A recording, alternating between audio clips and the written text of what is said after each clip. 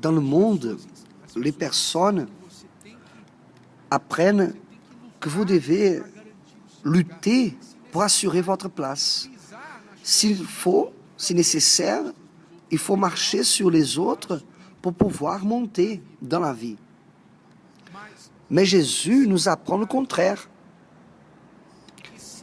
Que si quelqu'un veut être Seigneur, si quelqu'un veut être la tête, être un maître sur quelqu'un, d'abord, cette personne doit être serviteur.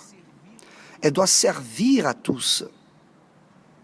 C'est-à-dire, le chemin vers la grandeur, vers être un leader, selon le Seigneur Jésus, c'est servir. Je demandais cette semaine une parole à Dieu pour donner aux couples et aux célibataires. Et Dieu m'a montré cette parole, que lui-même, étant Seigneur, étant Dieu, Père, Roi, Seigneur de tout l'univers, le Tout-Puissant, la Bible dit qu'il s'incline pour entendre ceux qui clament à lui, qui lui cherchent. Dieu s'incline, Dieu s'abaisse pour pouvoir servir des personnes qui ne sont pas dignes, comme nous.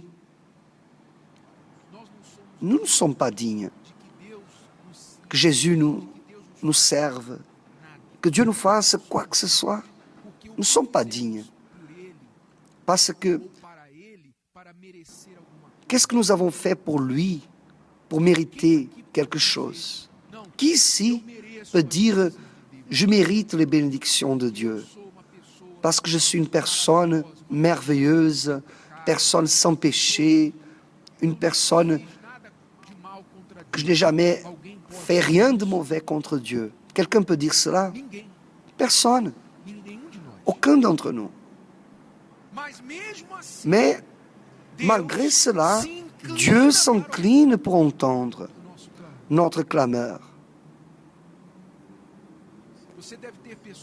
Vous devez connaître des personnes dans votre entourage, dans vos amis, que lorsque vous la voyez de loin, vous prenez un autre chemin pour éviter de passer proche, parce que vous ne supportez ni même d'entendre sa voix, parce que peut-être est quelqu'un que vous ennuie, quelqu'un d'intransigeant, quelqu'un qui n'est pas agréable à vous. Alors vous évitez cette personne. Mais Dieu non. Car même si cette personne que vous trouvez ennuyante, si elle crie Dieu, Dieu va l'entendre. Amen. Cet être cher que vous pensez, il est comme ça, je ne sais pas comment quelqu'un peut lui supporter. S'il clame Dieu, Dieu va l'entendre. C'est-à-dire, Dieu s'incline pour entendre des personnes qui ne méritent pas cette attention. Jésus, lorsqu'il était ici, regardez la question qu'il faisait. Plusieurs fois, il a demandé, « Que veux-tu que je te fasse? Que veux-tu que je te fasse? En d'autres mots, comment puis-je t'aider? » C'est la parole du serviteur, c'est la question du serviteur. Que puis-je faire, mon Seigneur? En quoi puis-je aider? Regardez bien, la grandeur, le Seigneur de l'univers disant à la créature la plus pécheresse, que veux-tu que je te fasse? Pour cela, il est Seigneur. À cause de cet esprit de serviteur qu'il a en lui, c'est pour ça qu'il mérite notre respect. c'est qu'il a occupé la première place de votre vie.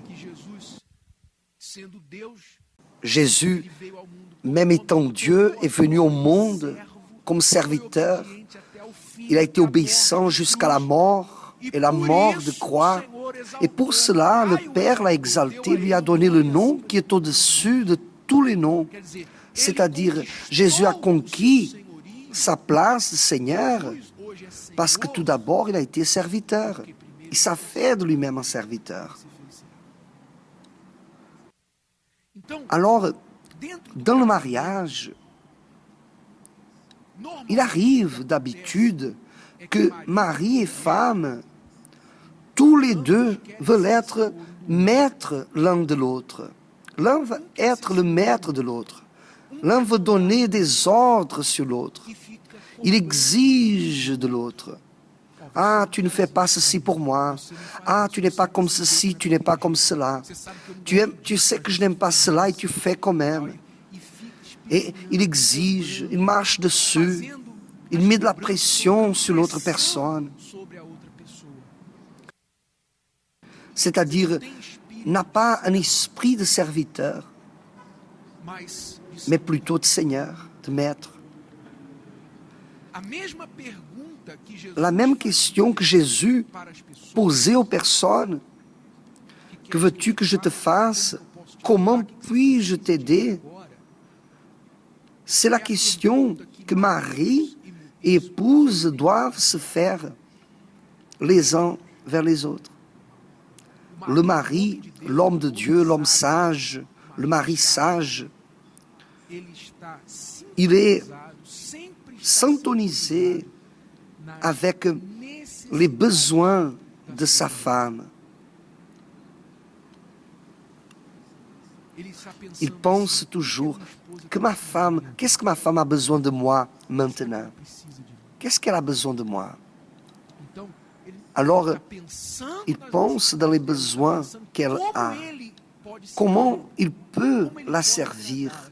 Comment il peut la plaire, rendre sa vie plus facile? Et aussi, de même, la femme de Dieu. Comment puis-je faire la vie de mon mari plus facile? Mais on dirait qu'en vérité, arrive le contraire, qu'il y a des femmes et des hommes qui ont un don de faire la vie de l'autre difficile. On dirait qu'ils projettent cela. Comment peux-je faire la vie de lui plus difficile? On dirait qu'ils réfléchissent à cela, à créer des situations pour provoquer l'un à l'autre. C'est-à-dire, c'est un esprit d'égoïsme, un esprit de maître, d'imposition, d'être un dictateur à l'intérieur de la maison. Ce n'est pas l'esprit de serviteur, un esprit d'équipe.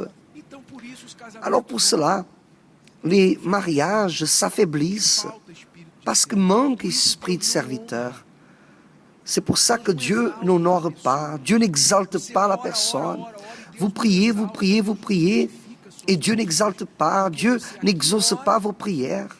Parce qu'ici, vous priez, mais à la maison, vous voulez être maître de votre mari ou maître de votre épouse, au lieu d'être serviteur. Alors le chemin qui conduit à un mariage béni, c'est qu'ils soient serviteurs l'un de l'autre. Et cela, vous devez faire, même si l'autre personne ne mérite pas. Même si vous dites, il est difficile, elle est difficile. Qu'est-ce que Dieu aurait pu parler à notre sujet?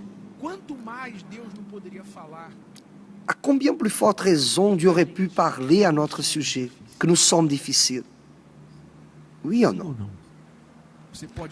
Vous pouvez dire que votre mari et épouse est difficile, mais est-ce que vous êtes facile? Est-ce que vous êtes facile? Non.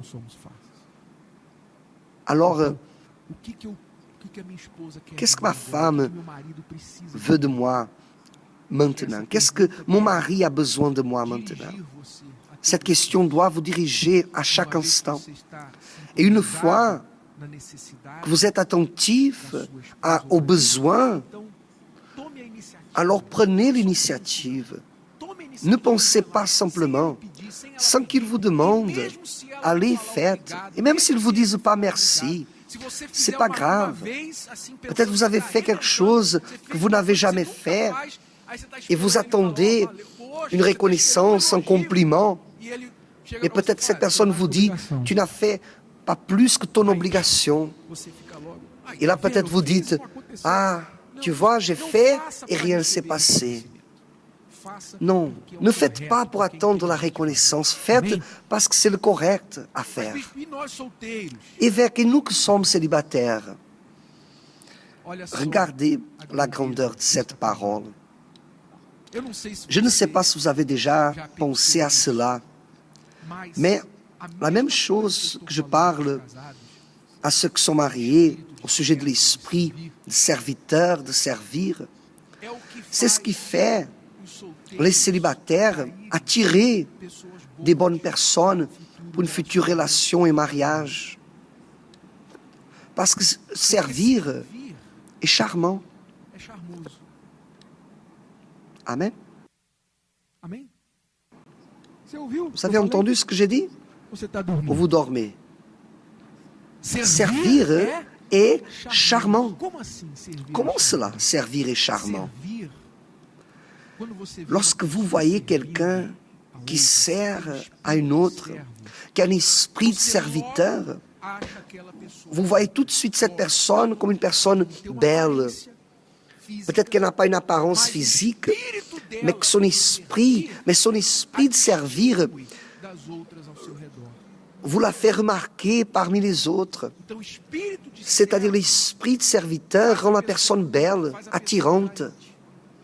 Et plus encore, si on rajoute à cela que peu de personnes dans ce monde ont un esprit de serviteur, très peu de gens. Alors lorsque vous avez l'esprit de serviteur, vous qui êtes célibataire, alors vous ressortissez des autres, vous vous séparez de parmi les autres. Vous sautez aux yeux de ceux qui vous observent, d'un prétendant. Pourquoi? Parce que vous avez un esprit de serviteur. C'est comme ça que Rebecca a attiré l'attention du serviteur d'Abraham lorsqu'il est parti chercher une épouse pour Isaac.